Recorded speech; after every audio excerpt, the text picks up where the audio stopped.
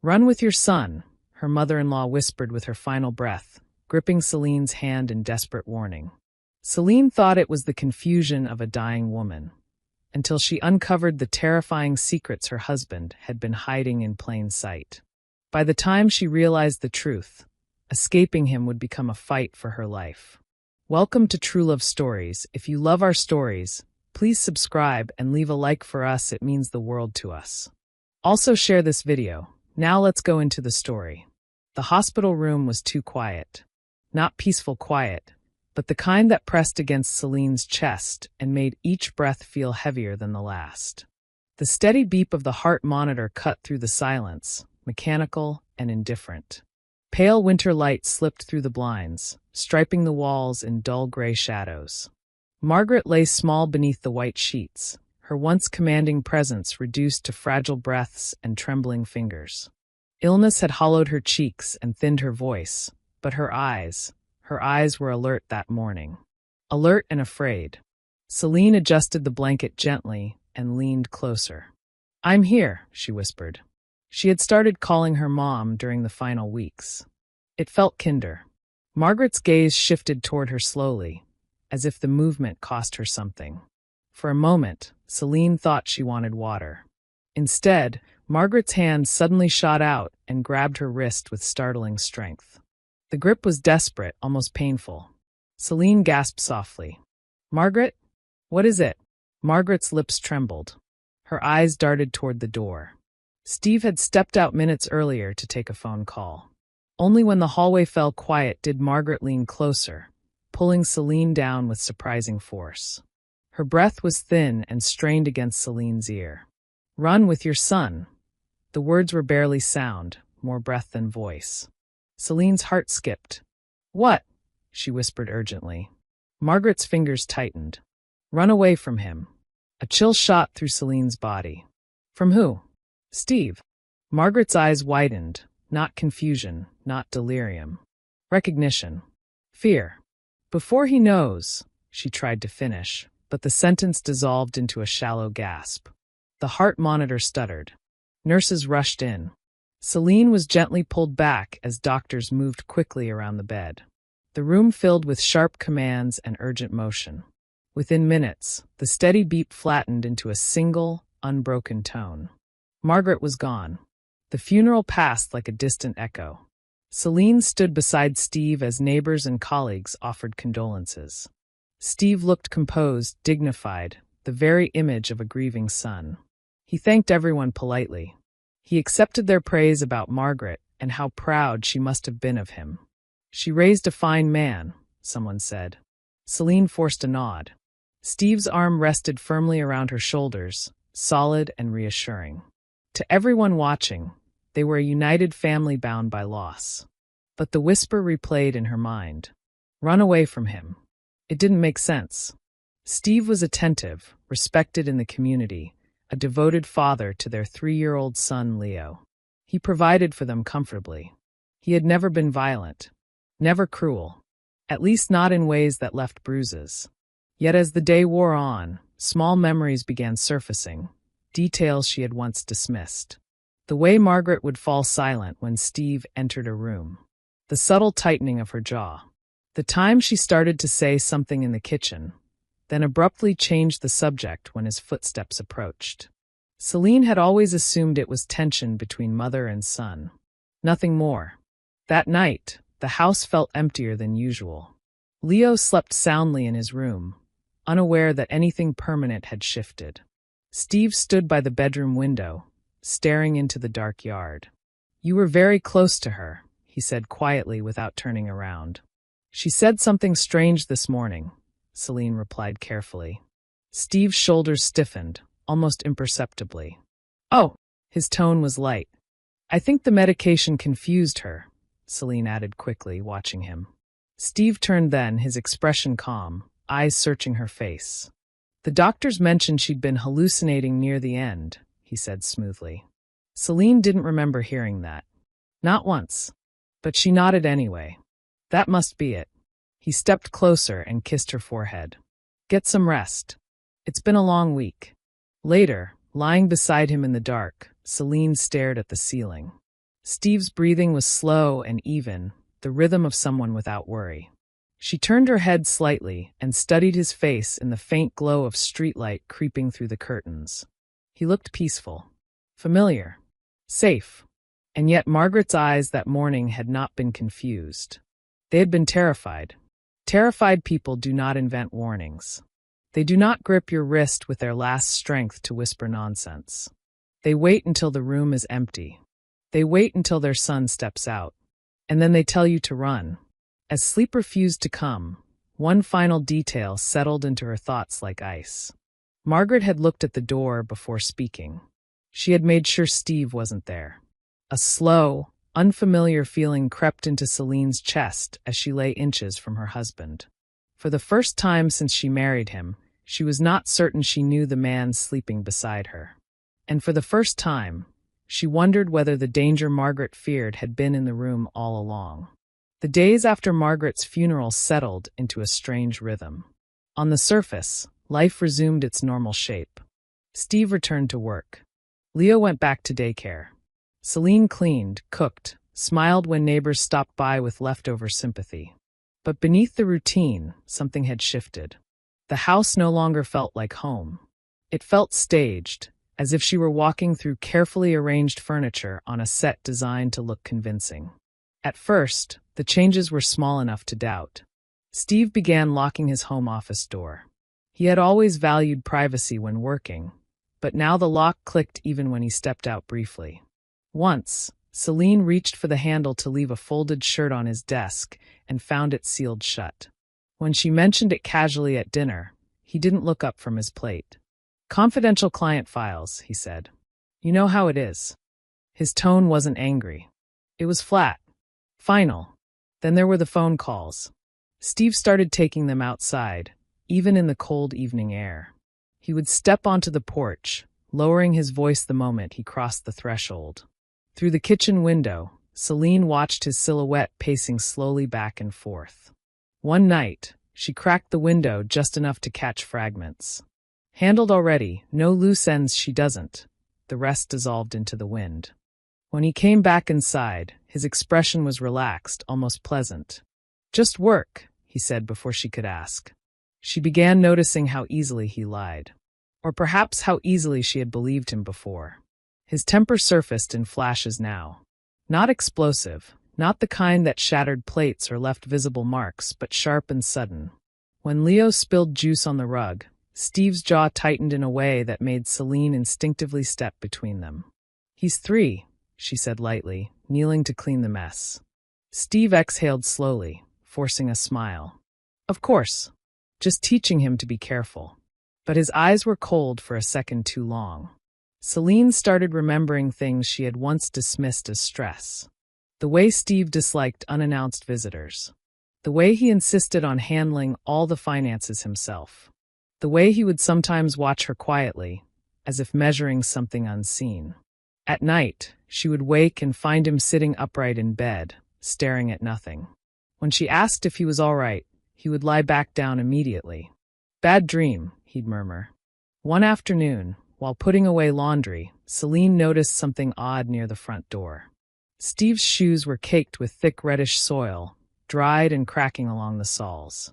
It wasn't soil from their neighborhood. The earth around their home was dark and loamy. This was clay-like, almost rust-colored. She touched it lightly, then wiped her fingers clean before he came home. At dinner, she asked casually, "Have you been outside the city for work recently?" Steve paused mid-bite. "Why?" "Your shoes had dirt on them. Different dirt." She meant it as an observation, but the silence that followed stretched thin. Steve set his fork down slowly. "You're paying attention to my shoes now?" The question wasn't loud. It was precise. Celine forced a small laugh. "I was cleaning, that's all." He held her gaze a moment longer than necessary before resuming his meal. "You imagine things when you're grieving," he said calmly. "It's normal." That word lingered. Imagine. Margaret's whisper hadn't felt imagined. Over the next week, Celine became more observant. Steve started coming home later than usual, offering explanations that were almost too detailed, as if rehearsed. Traffic. Delayed meetings. A colleague going through a divorce who needed advice. The stories changed, but the tone remained consistent, smooth, unbothered, controlled. Yet there were gaps. One evening he claimed he'd been across town, but his car's mileage didn't match the distance. Another time, she found a receipt in his jacket pocket from a gas station nearly an hour away. When she handed it to him, he didn't flinch. "Must have stopped on the way back from a site visit," he said. "You really should stop digging through my pockets." The smile he gave her didn't reach his eyes. Digging. The word echoed louder than it should have. Celine began recalling Margaret's behavior over the years. How she sometimes looked at Steve not with pride, but with something closer to worry. How she would subtly defend him before anyone accused him of anything. "He works too hard. He carries a lot of pressure." At the time, Celine had thought it was a mother's instinct to protect her son's image. Now she wondered if Margaret had been protecting something else entirely. One night, as Celine passed Steve's office, she heard him speaking in a low, urgent tone. The door was closed, but not fully latched. She paused. "I told you it's handled," he whispered sharply. "No one talks. Not now. Not ever." There was a pause, then softer, colder words. "I'll take care of it myself if I have to." Celine stepped back quickly, her heart pounding. A moment later, the door opened. Steve stood there, phone in hand. His expression shifted instantly when he saw her. "Couldn't sleep?" he asked gently. She shook her head. "Just getting water." He studied her face carefully, as if searching for cracks. For the first time, Celine felt certain of something she had been trying to avoid. Steve was hiding more than stress. More than business complications. There was a weight in him now, something coiled and watchful. And worse, she sensed he was beginning to watch her too. The house felt smaller each day. Quieter. Charged with something unspoken. Celine moved carefully, choosing her words, softening her tone, pretending not to notice the locks, the calls, the lies. But inside, the whisper had grown louder. Run away from him. And now, for the first time, she was no longer wondering if Margaret had been confused. She was beginning to wonder how much time she had left before Steve realized she was no longer blind. Celine did not confront Steve. She did not accuse him, question him, or even allow her face to reveal the storm building inside her. Instead, she adjusted. She softened her voice. She smiled more often. She asked fewer questions. If Steve was watching her, and she was certain now that he was, she would give him nothing to find. But while she played the part of the trusting wife, she began preparing quietly. The opportunity came 3 nights later. Steve announced over dinner that he had to travel out of town for a last-minute business meeting. "Back tomorrow evening," he said smoothly, reaching for his coat. He kissed Leo's forehead and brushed his fingers along Celine's cheek. "Don't stay up worrying." His eyes lingered on her a second too long. She waited. She watched his car disappear down the street. Then she waited another full hour, just in case he doubled back. When the house remained still, she locked the doors and stood in the silence, her pulse loud in her ears. His office door was locked, as always. Celine had anticipated that. Weeks earlier, she had noticed where he kept the spare key, taped inside the hollow base of an old trophy on the bookshelf in the hallway. At the time, she had thought it strange. Now it felt deliberate. Her fingers trembled as she unlocked the office door. The room smelled faintly of leather and cologne. Everything was immaculate, desk polished, papers stacked neatly, laptop closed in the center like something sacred. For a moment, doubt flickered. What if she found nothing? What if grief and fear had twisted her imagination into something ugly? Then she opened the bottom drawer of his desk. Inside was a second phone. Not his usual one. This one was smaller, older. A burner phone. Her throat tightened. She pressed the power button. It lit up immediately. No password. The messages were already open. At first, they made little sense, short phrases, coded language. Payment confirmed. Delivery complete. No witnesses.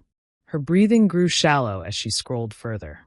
There were references to locations she didn't recognize, initials instead of names, and repeated mentions of cleanup.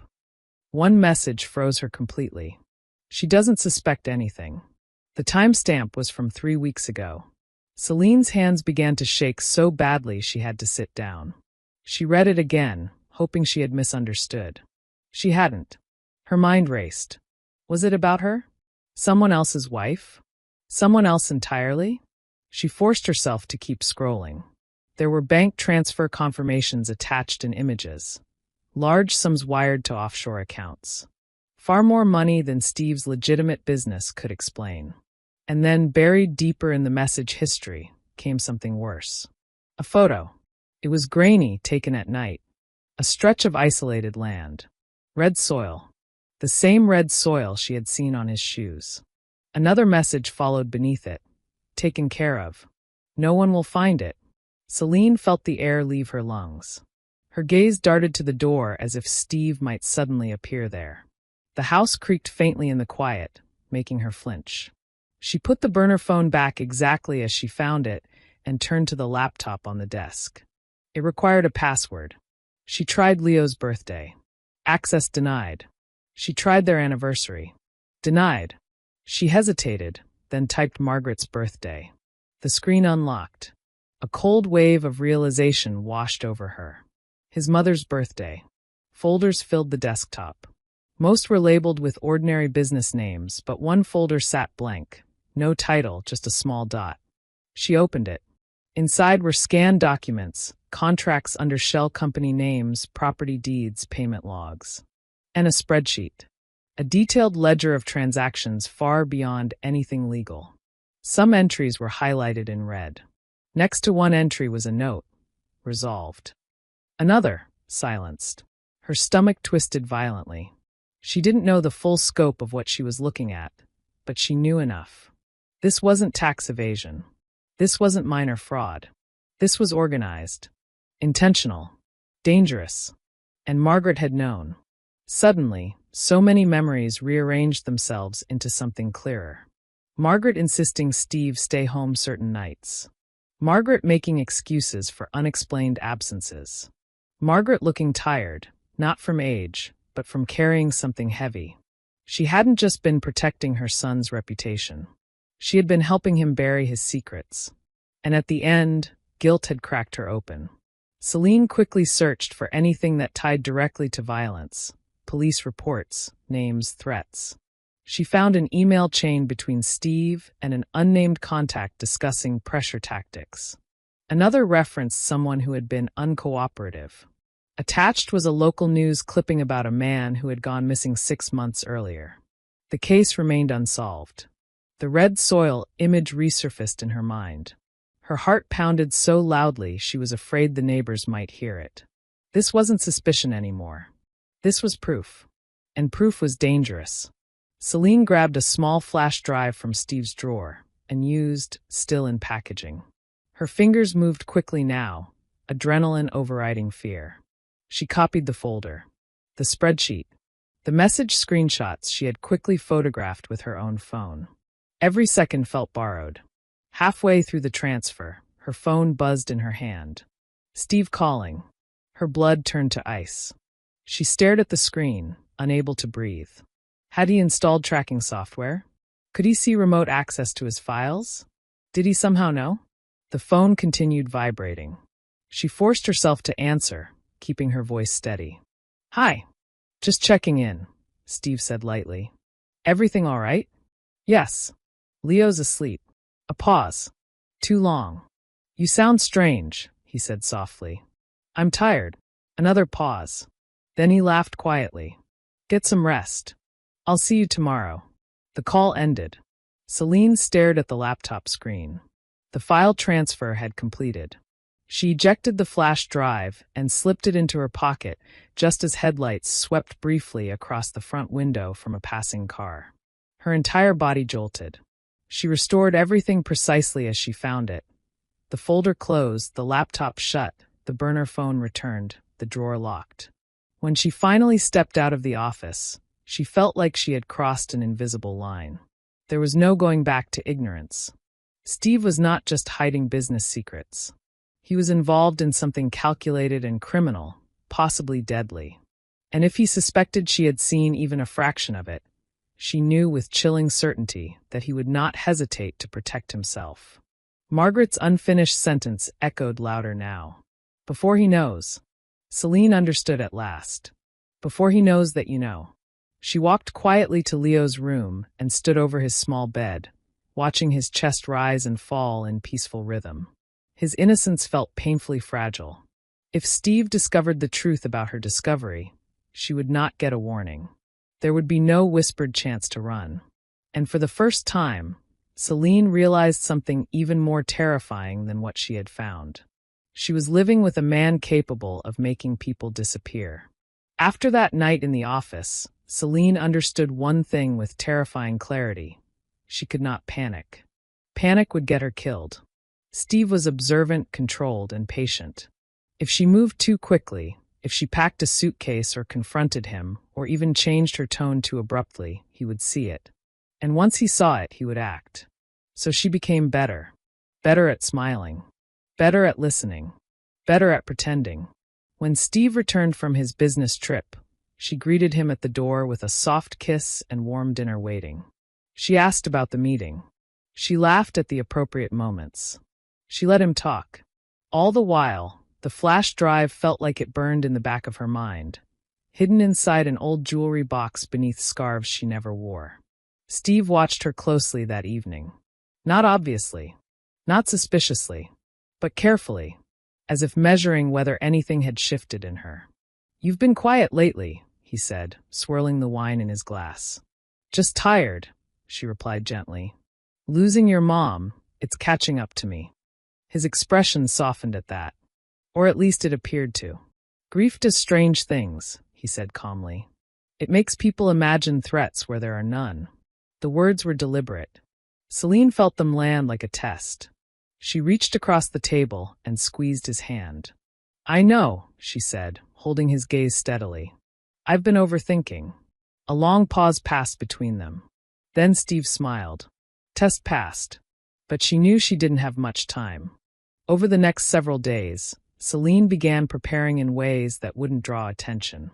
She withdrew small amounts of cash during routine grocery trips, $40 here, $60 there. Never enough to trigger suspicion. She placed the bills inside a children's coloring book in Leo's room. She visited the bank and asked casual questions about opening a separate savings account for Leo's future, claiming she wanted it to be a surprise for Steve. The banker smiled warmly and handed her brochures.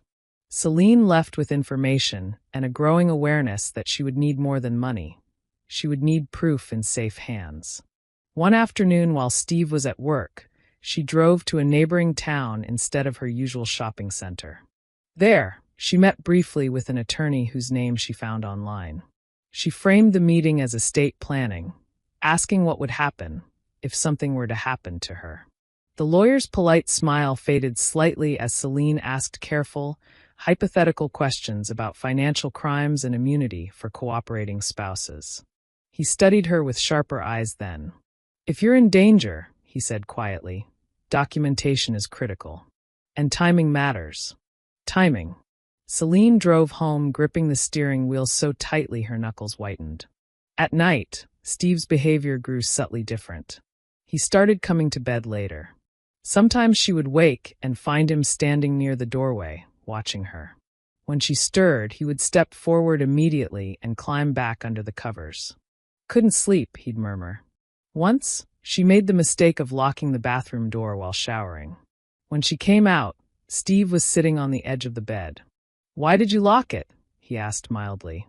"I didn't realize I did," she lied. His eyes lingered on her face, searching. "You don't need to lock doors in this house," he said softly. The statement sounded gentle. It wasn't. Celine adjusted her plan that night. She could not wait much longer. The longer she stayed, the higher the risk that Steve would sense the shift beneath her calm surface. And recently, he had started asking small, probing questions. "Did you go anywhere today? Who did you talk to? Why was your phone off for 20 minutes?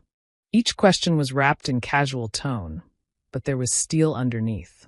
Then came the moment that erased any remaining hesitation. She was folding laundry in their bedroom when Steve walked in unexpectedly. He held her phone in his hand. You left this in the kitchen, he said. Her heart slammed violently against her ribs. Had he gone through it? Had he seen the photos she'd taken of the burner phone messages? She forced herself to walk toward him calmly. Thanks. He didn't hand it over immediately. Instead, he tilted his head slightly. You wouldn't keep secrets from me, would you, Celine? The air felt thin. Of course not, she said gently. Why would I? He watched her for a long, silent moment. Then he smiled and gave the phone back. Just making sure we're still honest with each other. That night, Celine barely slept. He was suspicious. Maybe not certain, but suspicious. She realized something chilling. If Steve ever confirmed that she had accessed his files, she would not get a confrontation. There would be no argument, no screaming match. There would only be an accident, a disappearance, a story told smoothly to neighbors and police. And Margaret would not be there to warn her again. Celine decided the next window of opportunity would be her only one. 2 mornings later, Steve mentioned an early meeting across town. I'll shower and head straight out, he said, setting his briefcase near the door. Celine's pulse quickened. This was it. She moved carefully, heart pounding but face composed. While Steve showered upstairs, she retrieved the hidden cash, the flash drive, Leo's birth certificate, and a small backpack she had quietly prepared days earlier. She dressed Leo quickly, whispering that they were going on a surprise trip. From upstairs, the shower shut off. Time compressed. She slid her phone into her pocket, then hesitated. No, he could track it. She powered it off and left it on the kitchen counter. From the bathroom came the faint sound of a drawer opening. Celine lifted Leo into her arms and walked calmly, to the front door. Her hands trembled as she unlocked it. The morning air hit her face like ice. Behind her, a floorboard creaked upstairs. She did not run. Not yet. She walked to the car, buckled Leo in, and started the engine with shaking fingers. As she reversed out of the driveway, the front door of the house opened. Steve stepped outside. Their eyes met through the windshield. He wasn't shouting. He wasn't confused. He was watching. Celine forced herself not to accelerate too quickly. She raised one hand in a small wave, as if heading to daycare. Steve raised his hand back slowly. But he did not smile. And as Celine turned the corner, her entire body went cold with one undeniable realization. He knew something was wrong. Maybe not everything, but enough. And now the clock was ticking. Celine didn't breathe properly until she had driven 3 towns over. Even then, every car in her rearview mirror looked like Steve's. Every black sedan felt like a threat. Leo hummed softly in the back seat, unaware that his small backpack held the beginning of their escape. Celine kept her speed steady, refusing to draw attention. Panic would make her careless. Carelessness would make her visible. Steve had seen her leave. He hadn't tried to stop her. That frightened her more than if he had chased the car down the driveway. At the first gas station outside the county line, she pulled in and paid cash. She didn't go inside. Cameras. Records. She drove again, this time toward the neighboring city where no one knew her name. Only when they reached a crowded shopping complex did she allow herself to stop. She borrowed a stranger's phone near the entrance, claiming hers had died and she needed to call her sister. Instead, she dialed the attorney she had met days earlier. "It's happening," she said quietly when he answered. There was a pause on the line, then his tone shifted from polite to sharp. "Are you safe right now?" "For the moment. Do not go home. Go directly to the police. Bring everything. Everything." Celine ended the call and sat frozen for a moment. Reporting Steve meant crossing a line she could never uncross. It meant public exposure. Investigation. Headlines. It meant accepting fully that the man she married was capable of destroying lives, including hers. Her phone, left behind on the kitchen counter, would buy her some time. But not much. Steve was intelligent. Methodical. If he suspected she had discovered something, he would move quickly. As if summoned by her thoughts, the borrowed phone rang in her hand. Unknown number. Her stomach dropped. She answered slowly. "Celine." Steve's voice was calm. Too calm. You forgot your phone. She swallowed. I realized. I was taking Leo to see my sister. There was silence on the other end. Not empty silence, measured silence. You didn't mention that, he said lightly. It was last minute. Another pause. She could almost hear his mind working. Come home, he said finally. We can talk. Talk. The word felt like a trap closing. I just need some space, she replied carefully. His tone cooled by a single degree. Almost undetectable. Space from what? From you. From everything, she said instead. His next words came softer, lower. Did you go into my office, Celine? Her heart slammed violently against her ribs. She forced a small, confused laugh. What? No. You're not a good liar, he said gently. The gentleness terrified her. Come home, he repeated. Before this becomes something it doesn't need to be. The line went dead. Celine stared at the phone, her hands shaking. He knew. Maybe not what she had taken. Maybe not how much she had seen. But he knew she had crossed into territory he considered his. She handed the phone back to the stranger with a quiet thank you, then buckled Leo in and drove straight to the police department downtown. At first, the officers were cautious. Steve's name carried weight. Successful businessman. Community donor. Clean record. But Celine placed the flash drive on the desk with steady hands. Please, she said. Just look. They did. The shift in the room was gradual but undeniable. One officer leaned forward. Another called someone else in. The spreadsheet opened. The messages scrolled. The photo of the red soil appeared on screen. How did you get this? A detective asked. He's my husband, Celine replied, her voice cracking for the first time. And he's dangerous. Within an hour, the atmosphere had changed completely. Financial crimes were one thing. But cross-referencing the names in Steve's files with open investigations triggered alarms. One name matched an ongoing missing persons case. Another linked to a stalled federal inquiry. Steve wasn't just operating in shadows. He had been skating just outside the reach of suspicion for years. As officers began making calls, Celine sat in a small interview room holding Leo in her lap. Her mind raced with one paralyzing thought. What if they didn't move fast enough? Steve would not wait politely at home. And she was right. Across town, Steve stood in his office staring at the empty drawer where the flash drive packaging had once been. The burner phone lay open in his hand. The message thread had been accessed. He could see the read timestamps. He didn't shout. He didn't throw anything.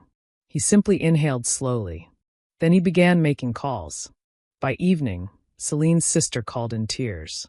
Steve was here, she whispered. He said you were unstable, that you took Leo and ran. He was asking where you'd go. Celine closed her eyes. He was building a narrative. Of course he was. By nightfall, officers informed her that Steve had attempted to access several accounts and had contacted 2 known associates under investigation. One of those associates, already under pressure from authorities, panicked. And panic makes people talk. Just after midnight, a breakthrough came. A warrant was issued. Surveillance units were dispatched. Steve had packed a suitcase and withdrawn a large amount of cash. He was running. Celine sat in protective custody as hours crawled by. Every passing minute stretched painfully.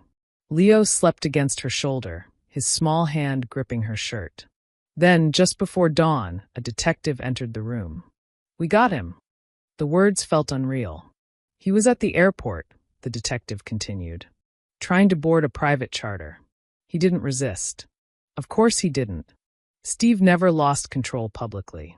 But as officers escorted him through the terminal, cameras captured something they hadn't expected. His composure slipping for a fraction of a second when he spotted the federal agents waiting. Reckless at the end. Just enough. By morning, the news was spreading. Financial crimes. Conspiracy. Obstruction. Investigations reopened. Associates detained. And beneath it all, the beginning of something far darker being uncovered. Celine sat in silence as the weight of it settled over her. Relief did not come all at once. It arrived cautiously, like light filtering through storm clouds. Steve had hunted her. But this time, he had miscalculated. He underestimated the one thing he had always controlled. The woman who had finally stopped pretending not to see. The morning after Steve's arrest did not feel triumphant.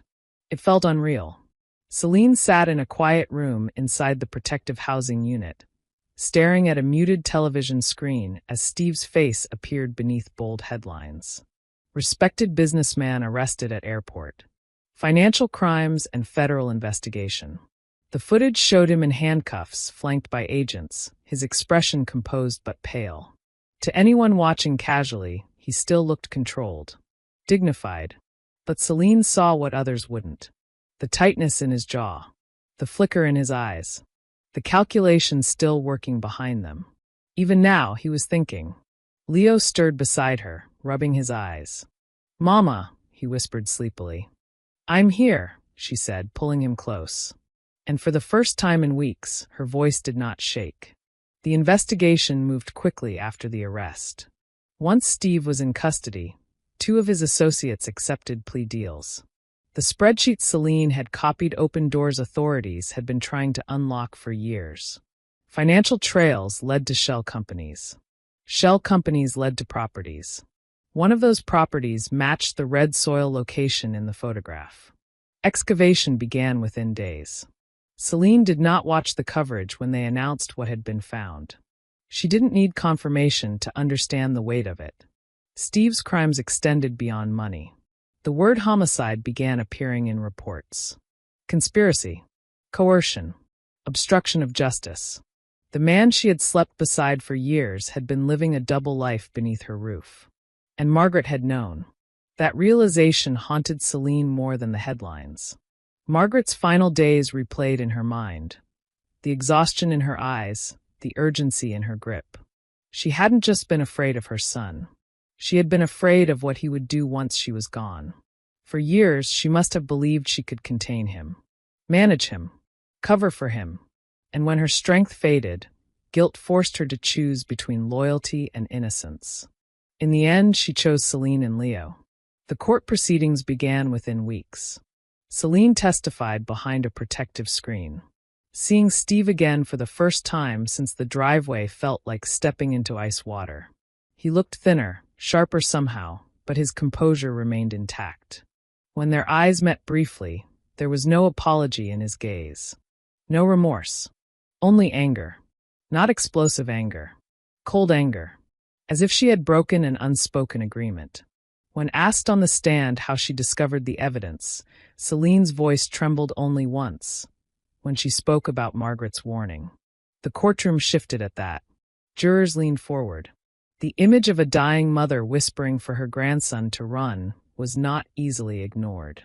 Steve's defense attempted to paint Celine as unstable, grief-stricken, paranoid. But the documents spoke louder than character attacks. The bank records, the messages, the excavation reports, the testimony of former associates. Control was the foundation of Steve's life. And it had finally fractured. The verdict came on a gray afternoon. Multiple counts. Guilty. Celine did not cry when the sentence was read. She felt something quieter than relief. Something steadier. Safety. Real safety. The kind that does not depend on someone else's mood. In the months that followed, Celine relocated under a protection program. A new city. A modest apartment with sunlight that filled every corner. Leo adjusted faster than she expected. Children are resilient when fear is removed from the air they breathe. At night, Celine sometimes woke abruptly, heart racing, certain she had heard a door creak or footsteps in the hall. Trauma does not dissolve just because danger is locked away. But gradually, those nights became less frequent. She started therapy. She found part-time work. She built routines that belonged only to her and her son. One evening, nearly a year later, she stood at the kitchen sink washing dishes while Leo colored at the table behind her. The window was open. A warm breeze drifted in. There were no locked office doors in this apartment. No hushed phone calls on the porch. No careful monitoring of her tone. Just quiet. Real quiet. "Mama," Leo said, holding up his drawing. Look, she turned. It was a picture of the two of them holding hands under a bright blue sky. No third figure. No shadows. She knelt beside him and smiled. It's beautiful. Later that night, after he fell asleep, Celine sat alone for a while and allowed herself to think about Margaret. About that hospital room. About the whisper that had changed everything. Run with your son. If Margaret had stayed silent, Celine might have doubted herself longer. She might have hesitated. And hesitation, she now understood, could have cost them their lives. Margaret's final act had not erased her complicity in Steve's secrets. But it had redeemed something. It had saved a child. Celine no longer felt defined by what she had escaped. She felt defined by what she had chosen to do when the truth stood in front of her. She had not ignored it. She had not minimized it. She had run. And in running, she had broken a cycle that might have consumed her son next. As she turned off the lights and walked down the hallway of her new home, the silence no longer felt heavy. It felt earned. For the first time in years, Celine closed her eyes without fear of the man sleeping beside her. Because he wasn't there. And he never would be again. Finally, we have come to the end of the story. I hope you enjoyed it. Please leave a like and subscribe to my YouTube channel for more intriguing stories.